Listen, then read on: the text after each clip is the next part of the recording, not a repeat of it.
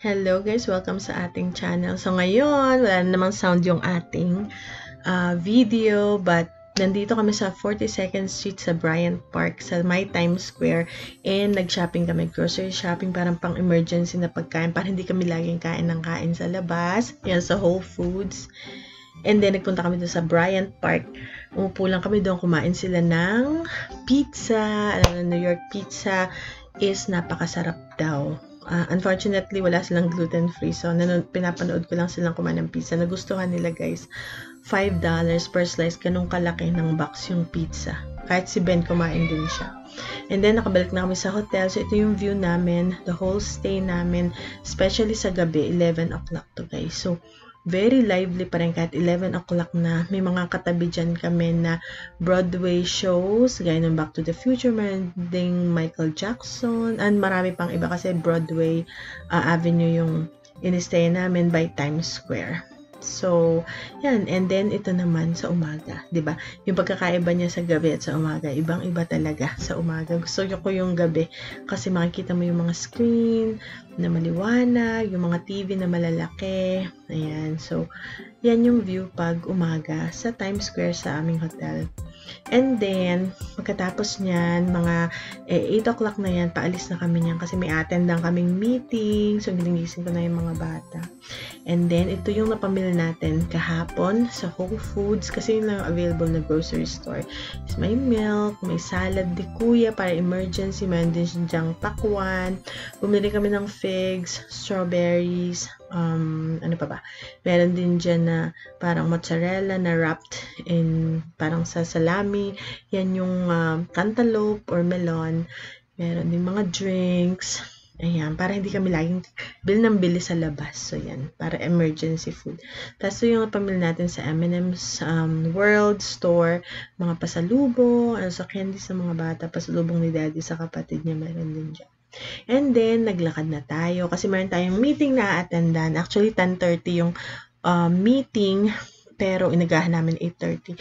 Magbabayan na kami kasi magsasubway lang kami, guys, at magbabas. Kasi nga gusto ko ma-experience ng mga bata ang ibang kultura naman. And plus, mahal pag taxi. So, lakad-lakad lang tayo. Bus, basta alam mo lang yung ruta. Makakatipid ka kasi yung kinuha namin is unlimited for 1 week yung aming kinuhang bus ride. So, anytime, kahit ilang beses ka sumakay sa subway, okay na. Ayan, may mga bags na naman. Natatempt na naman akong tumingin-tingin. Yung mga fake na brand ng mga bag, Louis Vuitton, ano pa ba? Basta yung mga branded. Meron ditong Gucci, Christian Dior, tsaka iba-iba pa. So, tuloy-tuloy ang lakad natin. Yan si Daddy, mga bata. And then, ganito yung Times Square pag umaga. Lahat halos naglalakad. Unang-una, mahirap magsasakyan kasi malayo yung gasolinahan.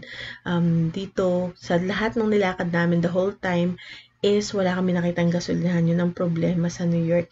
So, hindi accessible yung gasolinahan. Kaya marami dyan kaming nakitang Tesla, yung mga bata tuwang-tuwa. Actually, may nakita rin kami dyan na Cybertruck or Cybercar ba yun, na hindi pa nakikita ng mga bata. Dyan lang sila nakakita. And then, naglipa na naman yung mga fake bags na talagang maraming turista ang bumibili talaga. Kasi maganda siyang klase. I think mga class A to. Talagang hindi mo malalaman na fake siya talaga unless talagang marunong kang tumingin ng fake na mga bags. Kasi sobrang ganda niya talaga. Yung quality niya, maganda talaga, guys. Maganda. And dyan, pwede kang mag-haggle. Pwede kang tumawad ng kalahati. Ayan. Tapos maraming food trucks dyan. Maraming kainan. So, tuloy-tuloy yung lakad natin. Papunta tayo ng Times Square. But actually, hindi naman namin kailangan lakadin kasi hindi pa kami sanay dito. Nilakad talaga namin siya 12 streets papuntang Bryant Park. So, Times Square muna, and then sa Bryant Park, dun yung ating istasyon ng tren na pupuntahan natin na Line M yata yun. And then, pagkatapos nun is, ito yung pinaka-main, yung sa Times Square mismo, yung red stairs na tinatawag nila sa dito talaga yung sentro ng Times Square. So, yan, tumigil lang ako at saka si Ben kasi naiwan namin si na daddy kasi medyo mabilis akong maglakad talaga. So, hulas na hulas kami pero enjoy naman kasi maraming sightseeing maganda. So, marami kang makikitang mga lugar, tindahan lang at mga kakaibang, ganito, may mascot na babayad ka nga lang para sa mga turista, may sari-sari store. Ayan. So, makulay, lively, buhay na buhay talaga ang Times Square. Marami ulit na mga food trucks. Ayan. Hindi gaya dito sa amin. Kailangan pang may food truck festival para makakita ka ng mga food trucks. Parang bihira dito, tabi-tabi lang. And yeah, anytime na magutom ka, pwede ka. Maraming kainan talaga, guys. Kasi nga, sentro siya. Tourist destination. So, magandang business yon para sa mga gustong magnegosyo. Punta kayo dito sa Times Square. Ayan. And kahit na yung mga mascot, gaya nung yesterday na pinakita kong vlog, may bayad yun, guys, pag magpapapicture. Kasi yung tatawid na tayo, syempre, ingat-ingat sa pagtawid kasi maraming sasakyan. So, ito yung mga dadaanan. Ito yung Times Square talaga. From sa hotel namin, Times Square pa rin to. Hanggang 42nd Street. Tapos, dire-diretso lang kami talaga ng lakad. Kasi medyo malayo pa yung ating babagtasin. So, kung makikita nyo, ayan, meron ding mga homeless. Ito, on the right side, ayan, no? Meron ding homeless sa New York, syempre. Ganun talaga pag big city. Talagang kahit saan yata ng parte ng mundo o ng Amerika, lagi rin may homeless. Kahit dito sa amin, doon naman sa city, palaging merong homeless. So, ito naman yung, donut ba to? Donut shop. No, Swatch pala to. And then, so, dire-diretso, ayan na naman, meron naman tayong nakikita ng mga hotdog stand or food truck, or truck ba yun? Hindi, stand lang pala, sorry.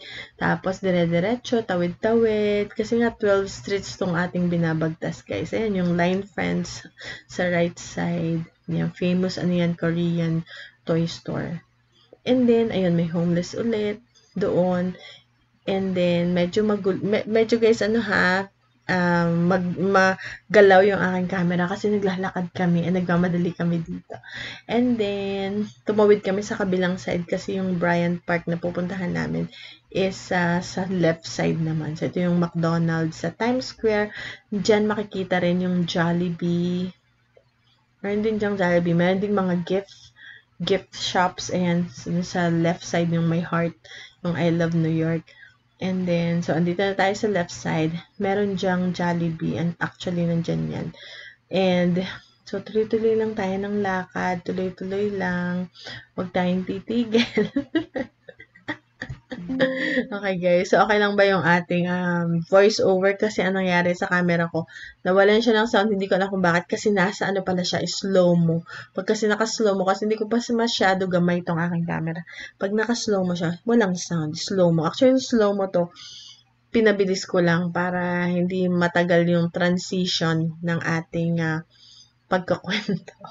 Kaya ngayon, yan, tumawid na naman kami. Tawid na naman. Kaya, meron yan, parang news station ba yan? Ito sa left side.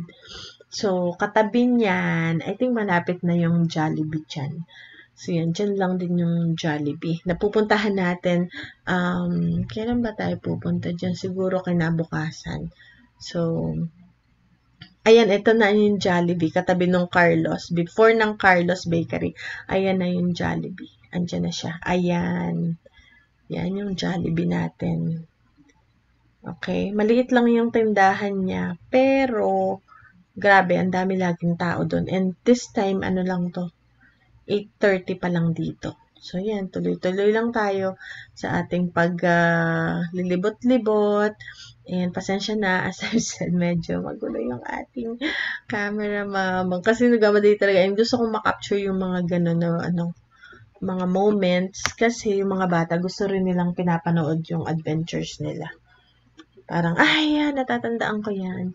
So, tawid-tawid tayo dito. Okay. Ayan, guys. So, medyo kinat ko na yung video kasi mahaba yung lakad sa Times Square. So, nag-turn left tayo sa Bryant Park na ito. Yung Bryant Park subway station. Yung subway is yun yung tren na sinasakyan na mura lang kasi nga public transpo and affordable and talagang makakatipid kapag subway lang yan. Mabilis din siya guys actually. Basta't alam mo yung destination mo. And kapag hindi mo alam, magtanong-tanong ka lang. Pagka hindi mo alam, magtanong ka parang. Kasi ikaw yung hindi mo nga alam, basta lakad ka lang ng lakad, maubos yung oras mo guys. Wala kang magtanong. And dyan sa station na yun, ito na yung station sa left side. Tapos may maganda tayong view doon ng mga buildings. Hindi ko alam kung anong buildings. So, dito na tayo, baba na tayo dyan. Meron lagi dyan, especially pag weekdays, kahit weekends, meron dyang nakaman na meron dyan lagi na parang yung mga empleyado ng subway, pwede kang magtanong. And basta ang alam mo lang, kailangan alamin mo yung uptown and downtown and midtown kung pasaan ka ba. Hindi ka na, yun lang yung alamin mo. Kung yung lugar mo ba is midtown. So, ano ka ba, pababa, sa pa-downtown ka, or pa-uptown ka. So, yun lang. So, ito yung inside ng subway. So, yung mga subway, iba-iba sila. Merong malaking subway, merong short lang yung subway, yung lakad. Merong sobrang habang lakad mo kasi maraming connections. So, ito, I think is letter M yata to. Yeah. So, yung meeting na pupuntahan namin is 10:30 a.m. So, yan, nakasakay na kami ng subway. Actually, gustong-gusto ni Kuya na nagsa-subway, na nakatayo. Sabi ko nga, upo ka, ayaw. Yan kami ni Ben. And air-conditioned yung mga subway trains nila. Yung subway is malamig na malamig yun. Kaya gustong-gusto talaga ni Ben. And this time, bumaba na kami sa Delancey Street. Hindi ko alam kung yun yung pronunciation niya. Kasi magta-transfer pa kami ng isa pa sa Hughes. Parang ganun, US Street. Kaya lang, since, may maintenance silang ginagawa dun sa tren, so walang connection ng subway. So, ang nangyari, kailangan namin mag-exit sa labas. Ayun nga pala, pag-exit talaga sa labas. And then, magbabas tayo. Yan. Ayan, so nakarating na kami sa bus. Free transfer din yun. Tsaka may subway card ka naman. So, okay lang kahit Pwede mong gamitin yung subway card mo sa bus and sa tren. So, andito na kami. Papunta kasi kami ng Brooklyn this time. So, nakasakay na kami sa bus. Ayan, picture-picture muna habang naghihintay bago umalis. And actually, mas malamig yung aircon ng bus kesa sa subway. Pero parehas lang malamig. Depende sa dami ng tao na sumasakay. Tapos yan na, umalis na yung bus. Medyo matagal siya guys kami sa bus. Siguro mga 20-25 minutes. Pagkatapos ng bus ride namin yan, maglalakad pa kami yan guys. Ayan. So, pina-experience ko ulit sa mga bata, sa asawa ko, kung yung paano ba mag-ride or yung transportation sa New York. So, yan, naranasan labas, train, lakad, talagang gamay na gamay. Yan yung view ng papunta na tayo ng Brooklyn yan. And then, nung nakarating na kami dun sa aming destination, is hindi na ako nag-video kasi nga, 'di ba, mga private yung mga ano yun, mga kaibigan na dinalaw namin. Doon ako dati kaugnay or doon ako tumira before na sila yung mga kaibigan namin ng kapatid ko. So, nakarating kami doon, dumalaw kami, nakita nila yung mga anak ko, asawa ko. Doon nakita man nila yung asawa kasi doon kami nagpakasal sa dito sa New York. Pero yung mga anak ko, hindi nila pa nakita sa first time. So, excited kaming lahat na pumunta doon sa mga friends namin na yun na makita. So, yan, pauwi na kami actually dito guys. Pauwi na kami and tuwan-tuwa kami kasi doon kami nag-lunch din. Yun yung kinakwento ko dito. Meron silang lunch. So, nag-stay kami doon ng 3 hours mahigit. And then, pauwi na kami yan. And, yan, excited na naman yung mga bata. At least marami silang na-meet na mga tao. Meet ko yung sa old congregation ko. Yan, nung nasa New York pa ako nakatira. So, very nice yung experience na yan. And then, sumakay na kami ng tren dyan. Ito na, sakay na kami. Nahulas na tayo sa pawis.